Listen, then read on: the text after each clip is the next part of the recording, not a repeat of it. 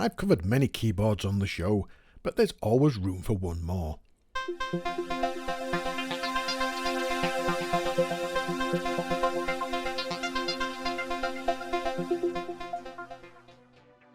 You know how this works.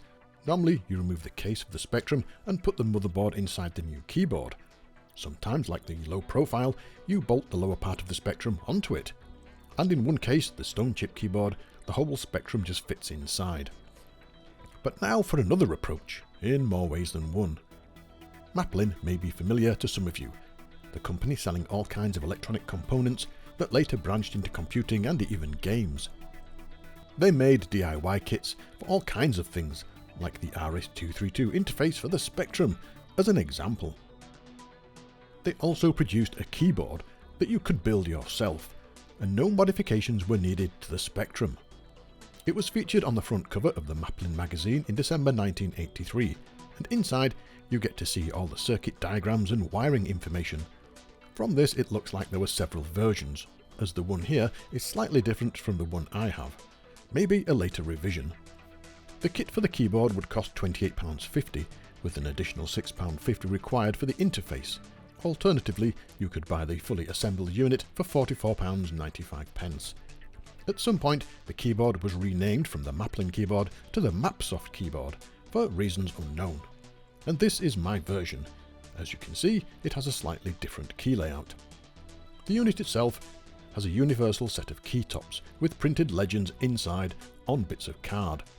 There are 2 space bars, which is odd, but maybe cheaper to produce in the long run. And then next to it a key that has nothing printed on it at all. Maybe we'll find out what that does later.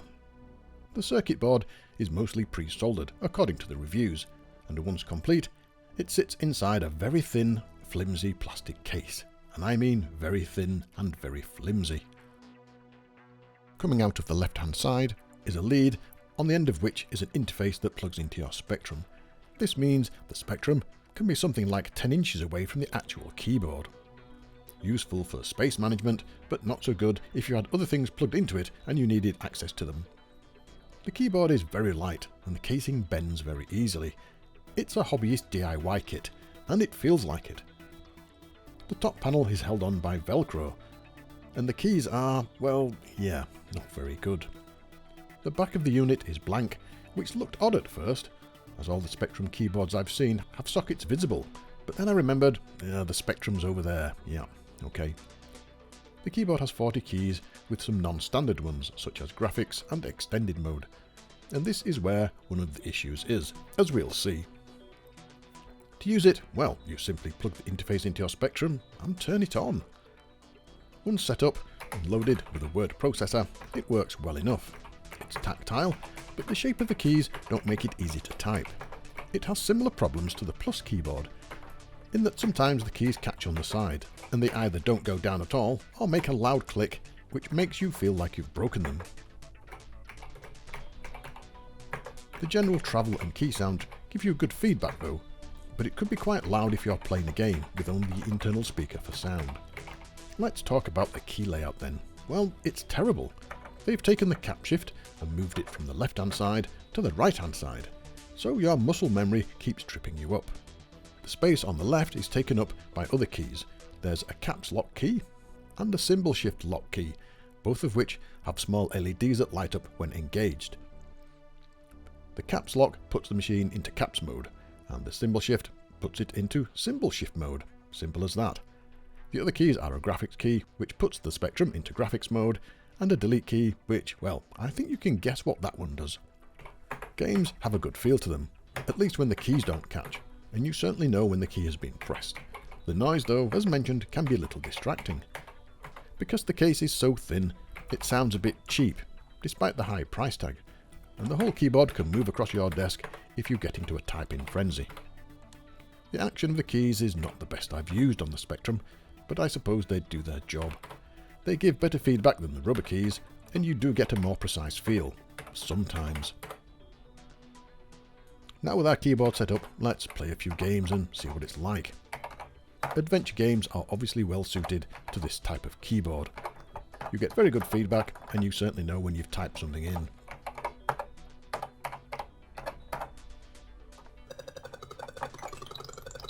Quantum Manic Miner then, and yes, of course, it is going to work. There's only 3 keys, so no real improvement then.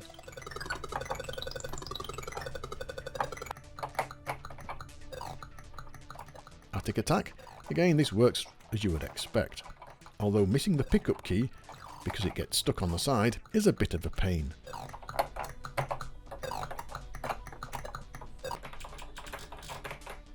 Jetpack. Not too bad, to be honest. The keys seem to stick less. Maybe it's the layout and hand positions. Password, of course. Well, external keyboards were made for this, and again it performs well if you hit the keys squarely and not at an angle. It all works, sort of, but for the money there were a lot better keyboards available. I suppose it's interesting if you wanted to build your own, and if you really tried you might be able to get the motherboard inside the case, but then again you'd have to start cutting bits out of it. Anyway, one for enthusiasts only then. Oh, and that extra key next to the spacebar does absolutely nothing.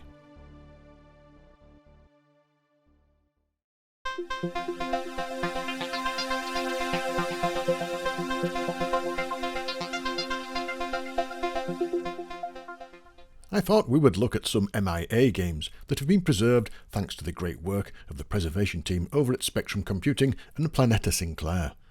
In case you're unaware, MIA games, or Missing in Action games, are titles that existed but have not yet been preserved. This could be because they were mail order only and only sold from a man in a shed, and only a handful were ever done, or they appeared late in the Spectrum's life and sold less.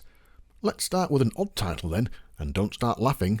Here is Fishy Dick, released by Meow Micros in 1984. The inlay reads like a carry-on film, and I assume this was intentional. I'll let you read it for yourself. On to the game then, and you play Fishy Dick the Fisherman. You have to catch fish, but it isn't easy. First you have to check the colour of the bait, shown in the square at the bottom left, and this matches the colour of the fish that you have to catch.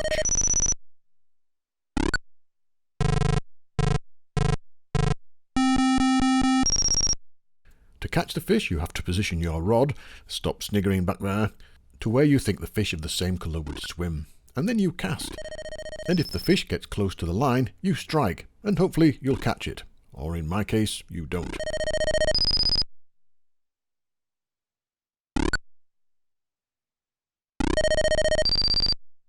It's a tricky game, and not always easy to line up the line with the fish.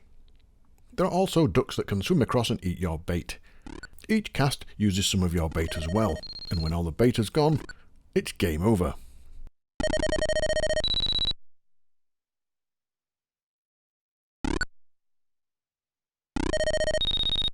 An interesting find, and good to see it preserved.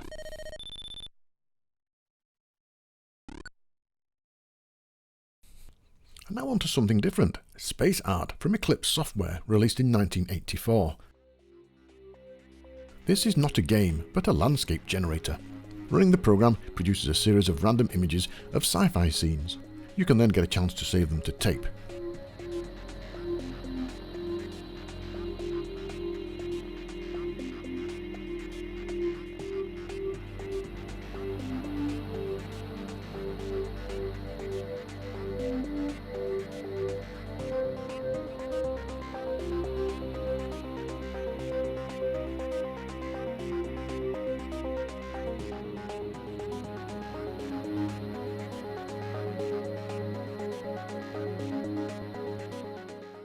It's quite hypnotic to watch the images being drawn. I wonder if anyone ever used these for a game.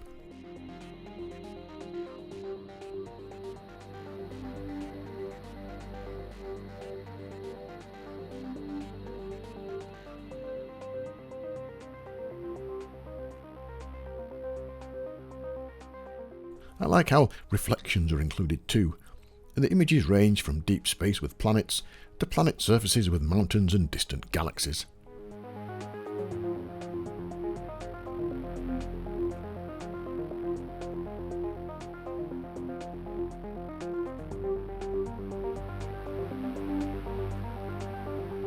What we need is some nice music, a glass of wine, and just sit back and watch this.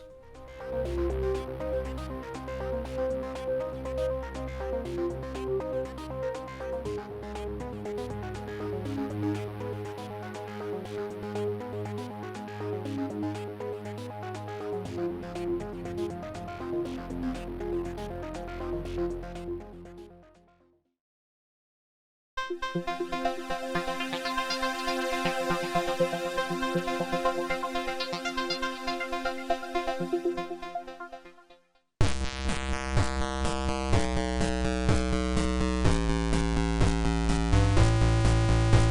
is Footble Smellble, released in 2025 by DJ Poke. Based loosely on Bubble Bobble, this MPAG game is a fun little platformer that has you controlling a foot.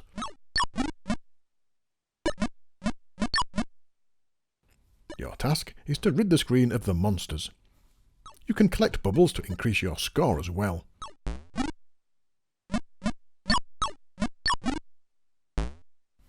You can jump and shoot, and you often need to do this at the same time to kill certain monsters.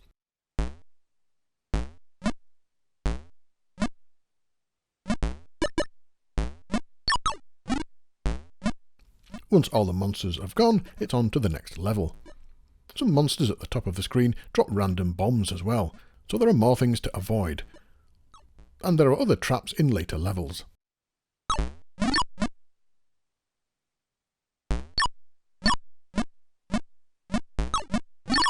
The control is good, with options for different joysticks. Overall, a nice little 20-screen platformer here. Definitely worth a try.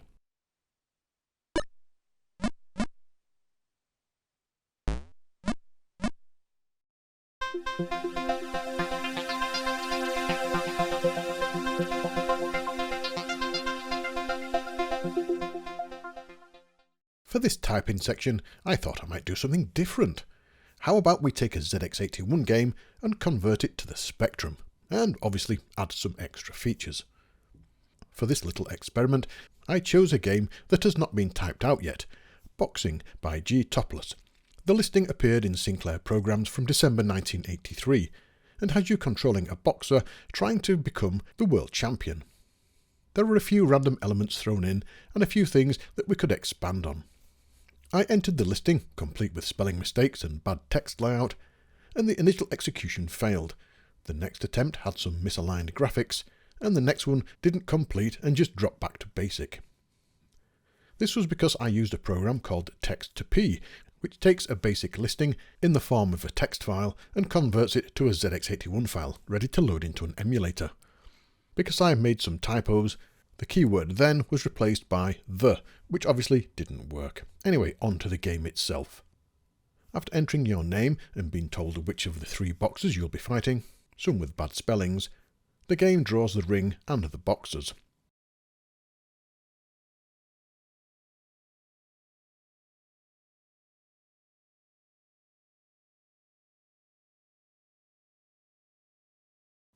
Your opponent moves and randomly punches, and you can move your boxer left or right and throw a punch.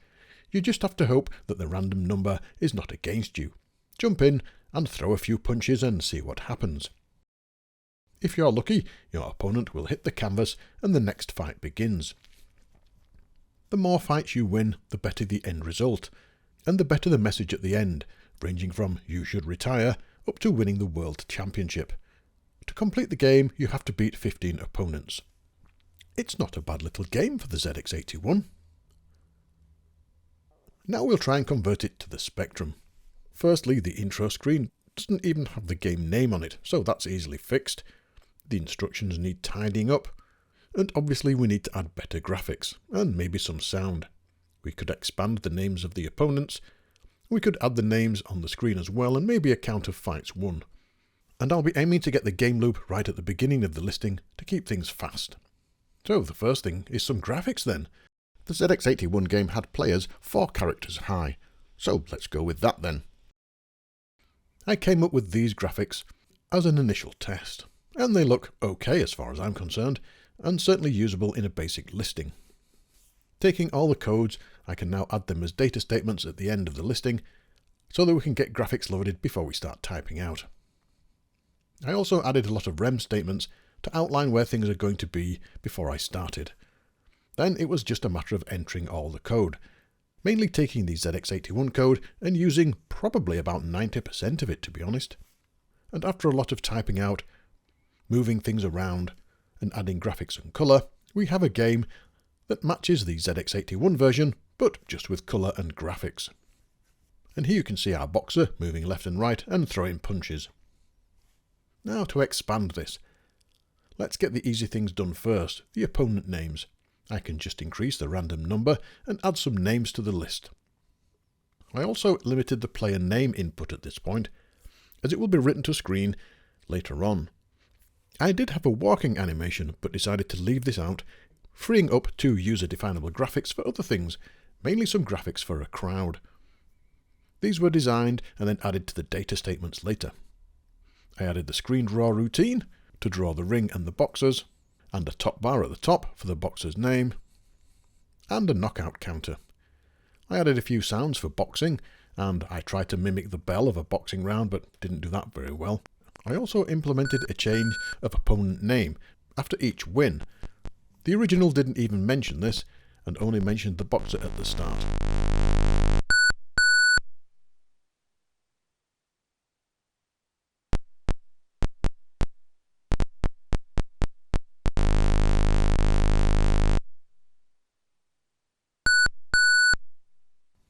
And that's it. Here we have the Spectrum version of a ZX81 type-in from over 40 years ago.